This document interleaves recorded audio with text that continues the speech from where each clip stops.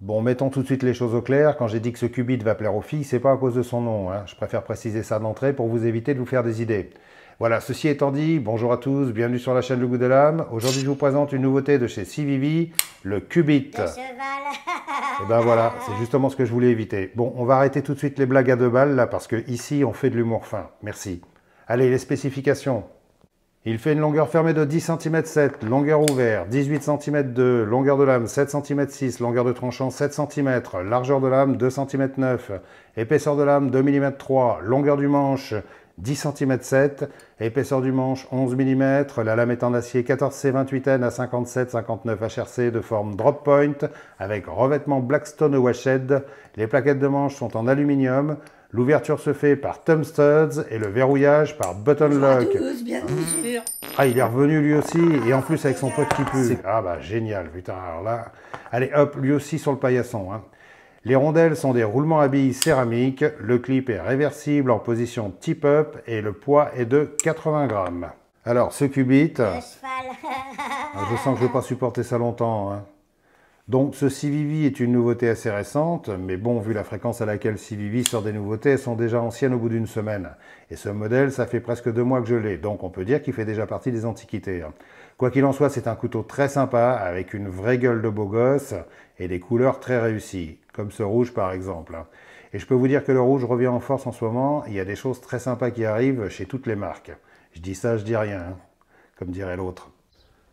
Comme toujours avec CVV, les finitions sont absolument parfaites et en toute franchise, je n'ai pratiquement jamais remarqué de défaut de fabrication sur leurs couteaux. C'est même assez étonnant vu le volume qui doit sortir de leur usine chaque année. Ils doivent avoir un service de contrôle qualité hyper élaboré et super strict. Du coup, ce Qubit, Le cheval. Ah, et ben voilà, tu l'as pas c'est un bel objet très bien fabriqué. Les plaquettes en aluminium sont bien dessinées, elles ont des rondeurs juste là où il faut, il n'y a pas de liners, tout est fixé dans l'alu. Les vis noires sont bien noyées dans les plaquettes, le clip de poche est bien foutu, pas trop dur ni trop mou et sa forme est très correcte, on ne le sent quasiment pas dans la main. Il est bien encastré dans la plaquette et fixé par des vis plates qui ne se voient quasiment pas. Il est réversible, ce qui est une bonne chose, mais sur l'autre plaquette, il y a une découpe pour pouvoir le changer de côté, ce qui est une moins bonne chose. J'aurais préféré qu'il soit juste pour droitier pour éviter de gâcher un peu le look de ces belles plaquettes avec cette découpe un peu disgracieuse. Mais bon, c'est pas choquant non plus, on a vu pire, hein. Par contre, point positif pour moi, il n'y a pas de trou pour passer une dragonne. Il y a juste un pin entre les plaquettes et je trouve ça très bien. La lame est parfaitement centrée et avec ses 2 mm 3 d'épaisseur, elle est assez fine. Et ça, c'est pas très courant. Et j'aime bien ça parce que je trouve que sur un couteau de type EDC de ce genre-là, c'est largement suffisant. D'autant qu'on gagne un peu en poids et en épaisseur. Si je vous le mets par exemple à côté du Elementum 2, on voit bien qu'il est beaucoup plus fin. Et niveau poids, il fait environ 10 grammes de moins. Par contre, je trouve sa lame bien plus jolie que l'Elementum. Et même ce demi-finger shell, je le trouve sympa, comme quoi hein, on finit par s'habituer à tout. Par contre, j'ai un peu de mal avec l'encoche sur le dos de lame, genre décapsuleur, que je trouve franchement disgracieuse. Et totalement inutile. Même si d'autres se sont extasiés en la découvrant. Mais bon, ça passe, c'est moche, mais c'est pas monstrueux non plus. Les boutons de pouce sont très bien placés, très faciles à actionner, et si vous voulez faire travailler votre doigt du milieu, c'est le couteau idéal. D'autant que sa fluidité est remarquable. Et je trouve que même le bouton lock est très bon. Je le trouve même un peu meilleur que sur le Elementum 2. Je le trouve plus souple et plus précis. Ils ont dû améliorer le système, parce que c'est un vrai plaisir à utiliser. Et pour que je dise ça, moi qui n'aime pas trop ce système, c'est qu'il est vraiment pas mal. Autant je trouvais que le duo flipper plus bouton lock c'était moyen, autant le bouton lock associé au bouton de pouce c'est carrément bien. Et là ça me réconcilie avec ce système. Ce que je dis n'engage que moi bien sûr, ce sont mes appréciations et elles ne sont pas forcément au goût de tout le monde. Au passage, je vous fais une comparaison avec le CVV Elementum 2, le Benchmade Bug-Out pour la référence de taille et le Real Steel Maius. Bon, je vais bousculer un peu l'ordre établi. Je trouve que ce Qubit J'ai rien dit. est nettement plus confortable et agréable à utiliser que le Elementum 2. C'est le jour et la nuit, hein. Déjà, son manche est plus grand, on n'a pas le putain de flipper qui bloque les doigts et la prise en main est bien meilleure. Je trouve que tous les défauts que je reprochais au Elementum ont été gommés. Le plaisir de l'utiliser et de l'utiliser longtemps est bien réel.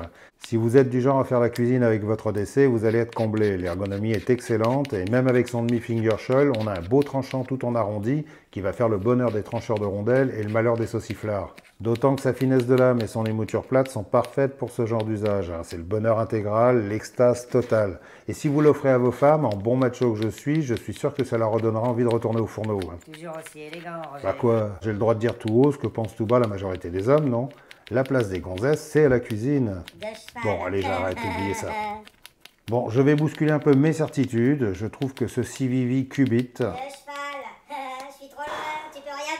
est vraiment un couteau très sympa. Même s'il a des petites erreurs esthétiques comme le pseudo décapsuleur et l'emplacement du clip pas top, c'est un très joli couteau et surtout dans ce rouge avec sa lame noire et les vis noires, je trouve ça vraiment superbe. Et je sais que ça va faire plaisir à Jeanne Mince en plus. Il est agréable à utiliser, très facile à manipuler, assez léger, et avec sa lame fine et son acier 14C28N, on peut faire un maximum de choses. C'est un très bon acier pour un couteau de poche qui a fait ses preuves depuis de très nombreuses années chez beaucoup de grandes marques. C'est sûr qu'il ne vient pas d'une autre planète, mais bon, c'est un acier sans problème.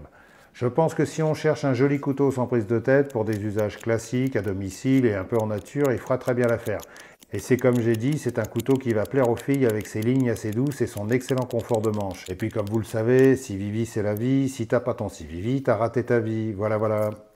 Je vous remercie d'avoir regardé cette vidéo. Si ce couteau vous intéresse, son prix est de 78 € sur le site thebestknife.eu, frais de port offerts. Il est à ce prix quasiment partout.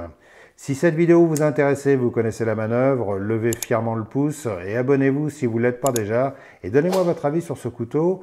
Est-ce que vous le trouvez réussi? Et est-ce que les petits détails qui me dérangent vous dérangent aussi? C'est toujours intéressant de savoir. J'ai encore du monde qui arrive, donc restez dans le secteur et surtout soyez fluides et surtout restez bien affûtés. Salut!